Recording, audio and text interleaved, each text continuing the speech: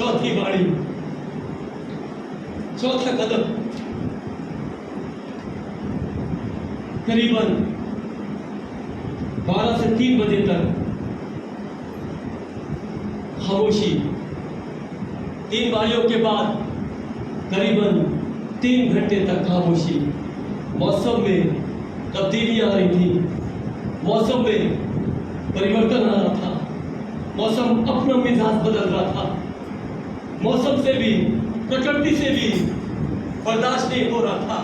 उसका सृजनहार, उसका बनाने वाला पीड़ा से गुजर रहा, और ऐसी वैसी पीड़ा से नहीं, ऐसी वैसी वेदना से नहीं, ऐसी दर्द से जो असहनीय है। जबकि उसने कहा तुम्हें सहने से बाहर परीक्षा में पढ़ने नहीं दूंगा, पर आज वो उसी परीक्षा से गुजर रहा था, सहने से बाहर। सिर्फ सताया नहीं गया था, सिर्फ मारा नहीं गया था, बहुत सताया गया और बहुत मारा गया। हम सिर्फ सताए हुए की बात नहीं कर रहे, सिर्फ मारे हुए की बात नहीं कर रहे, हम उसका की बात कर, उसके बेटे की बात करें जो बहुत एक्सट्रीम पर सताया गया और एक्सट्रीम पर मारा गया। और उसके बाद भी उसने चौथा वाणी जो बोली, उसने कहा हे मेरे परमेश्वर, तूने मुझे क्यों छोड़ दिया? यही तो कहा, हे पिता, तूने तो शतरंज मिशन को आग में नहीं छोड़ा, उनके साथ पढ़ा था, तूने डायनेमिक को शेरों की बात में नहीं छोड़ा,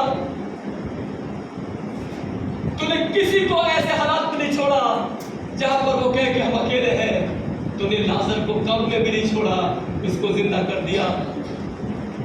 और आज मैं महसूस कर रहा हूं, तूने मुझे क्यों छोड़ दिया। चौथा कदम, एहसास, फीलिंग। आज लोगों की एहसास खत्म हो गए, फीलिंग मर गई है, एहसास के बिना जी रहे हैं। और पता है एहसास किसको नहीं होता है? मृतक को नहीं होता है, कोड़ियों को नहीं होता है, गुनहगारों को नहीं होता है, पर एहसास जिंदा लोगों को होता है। यदि आपको अपने घर के जिम्मेदारियों का एहसास नहीं है, परिवार का एहसास नहीं है, उस प्रेम का एहसास नहीं है, उस कर्तव्य का एहसास नहीं है जो आपके प्रति लोग करते हैं, आपको एहसास नहीं है, ना शुक्र जिसको कहते हैं ना, उसको एहसास, उसको ये फील होने लगा, मुझे एहसास होने लगा कि मेरे बाप ने मुझे छोड़ दिया। जो कहता था ना मैं तुम्हें छोड़ूंगा और ना त्यागूंगा, आज मुझे एहसास हो रहा है, छोड़े जाने का एहसास। जब शद्रक, मिशक, अबेदनगो को कहा गया कि राजा की बनाई हुई मूर्ति को दंडवत करना है, उन्होंने कहा हम नहीं झुकेंगे। उन्होंने कहा अगर जो फरमान को नहीं मानेगा उसे धधकते हुए आग के भट्टे में डाल दिया जाएगा। उसने कहा डाल दो, तब भी हम अपने जिंदा खुदा को अपने अंदर रखेंगे। उनके अंदर वो एहसास था, उस जिंदगी का एहसास था, उस सामर्थ का एहसास था जो खुदा की सामर्थ थी। और फिर क्या हुआ?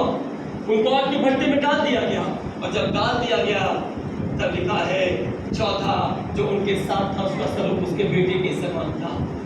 ये सलीब पर से सोच रहा था, बाप तूने उनको भी वहां पर रख नहीं छोड़ा, उनके साथ रहा।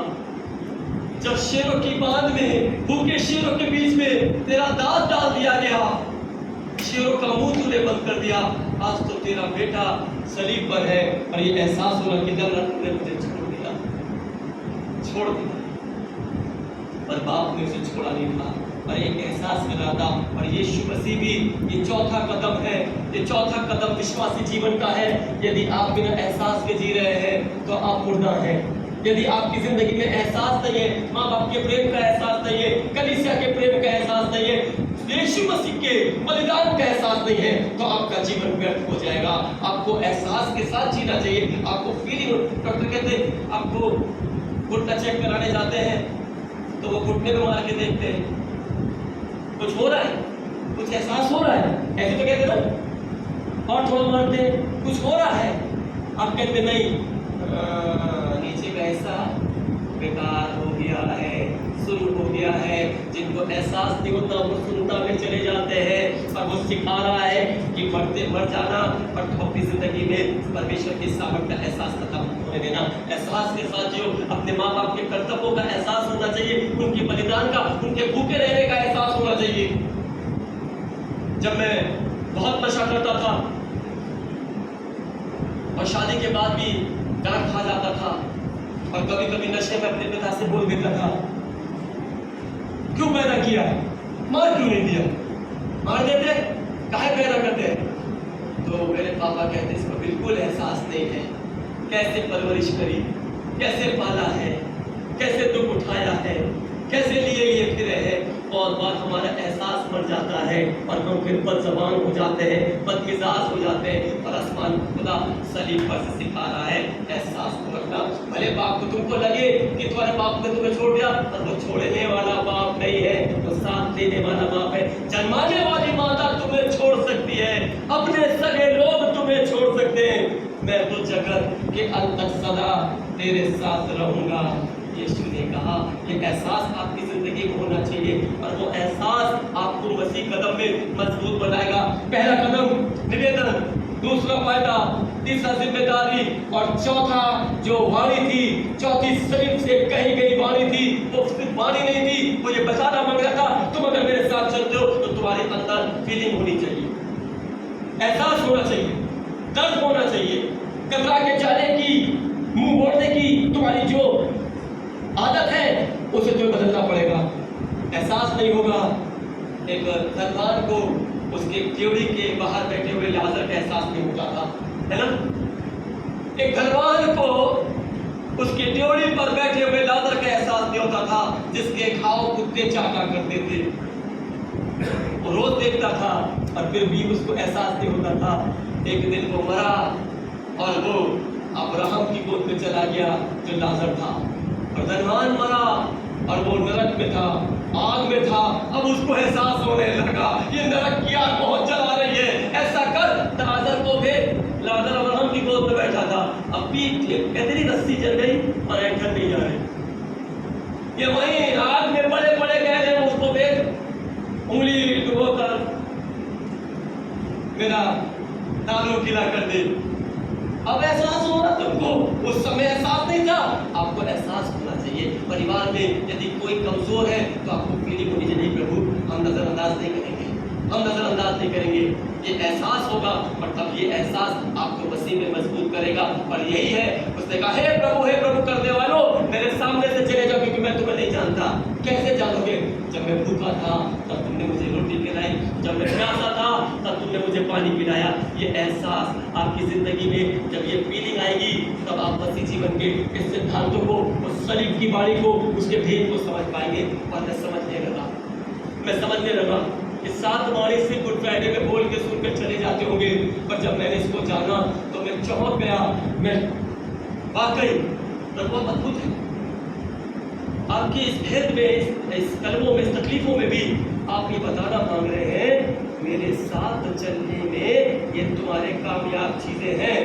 इन कदमों को, एक एक कदम को ध्यान से समझो और इस पे चलने लगो तो तुम्हारा जीवन आनंदित हो जाएगा।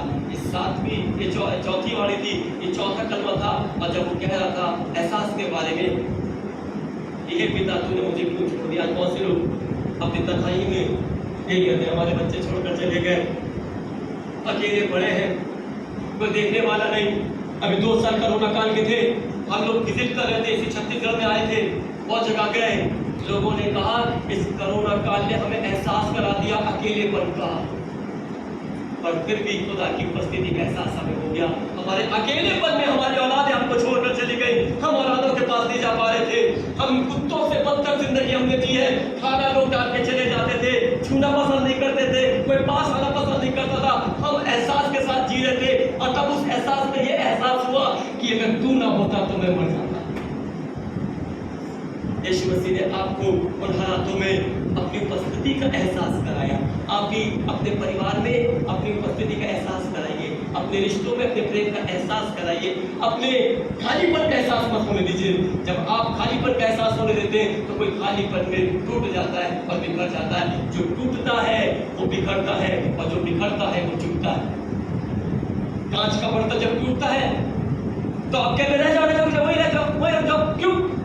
कांच टूटा है, इधर बताओ, क्योंकि चुभ जाएगा। ऐसे बहुत से हैं जो टूटे हैं और बिखर गए, अब वो चुभ रहे हैं लोगों को। इसलिए टूटने का कारण क्या हुआ कि आपको एहसास नहीं हुआ और उनके अकेलेपन में आपने उनको छोड़ दिया। हे पिता, तूने मुझे क्यों छोड़ दिया? यदि आप चाहते हैं कि आपकी जिंदगी एहसास से भरी हो, लोगों के प्रति आपके अंदर एहसास हो, उनके दुख दर्द का एहसास हो, धन्य है वो जो शोक करते हैं क्योंकि वो शांति पाएंगे।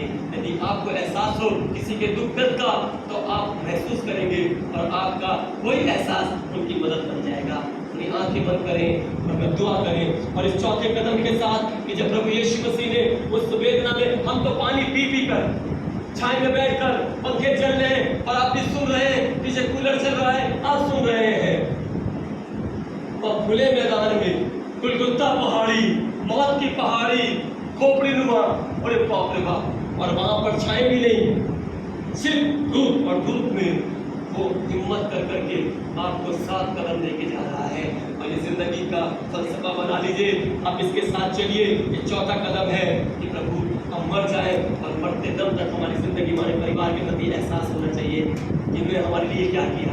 हमारे माता पिता के लिए एहसास होना चाहिए, उन्होंने हमारे लिए क्या किया। हमारी सास के लिए एहसास होना चाहिए, वो हमारे लिए क्या करती है। हमारी बहू के लिए एहसास होना चाहिए कि वो हमारे लिए क्या करती है। और तो और हमारी कलीसिया के प्रति, हमारी जिंदगी में एहसास होना चाहिए आसमान के प्रति। और इस फीलिंग के साथ जब आप जिएंगे तो आसमान की बरकत आपकी जिंदगी को घेर लेगी। प्रभु यीशु मसीह, हम धन्यवाद करते हैं जिसको आपने कभी नहीं छोड़ा। आपको खुद एहसास हो गया कि छोड़े जाने का, अकेलेपन का एहसास क्या होता है। आपने महसूस किया। आप तो दुनिया के लोगों के साथ रहते हैं और आज भी पिता परमेश्वर दुनिया के लोगों के साथ अकेलेपन में रहते हैं। संकट में अति सहज से मिलने वाले परमेश्वर आप हैं। और आज जब हम इस बात पे थोड़ा सा वो 2022 साल पहले जब आपको एहसास हो गया अकेलेपन का, तो आप बताना मांग रहे हैं छोड़े जाने का एहसास और दर्द क्या होता है। प्रभु यीशु मसीह इस कदम के साथ अपनी जिंदगी में ये फीलिंग रखें, दूसरों के दर्द को दर्द समझें, किसी का मजाक ना उड़ाएं, इस बात का एहसास करें, बड़े छोटे का लिहाज रखें और एहसास करें। प्रभु यीशु मसीह इस कदम के साथ, इस वचन को जो आपने बोला है, आपके लहू की सावट पे मोहर लगाते और चाहते परमेश्वर ये चौथा कदम भी हमारी जिंदगी को मजबूत बनाए। यीशु के नाम से मांगते हैं।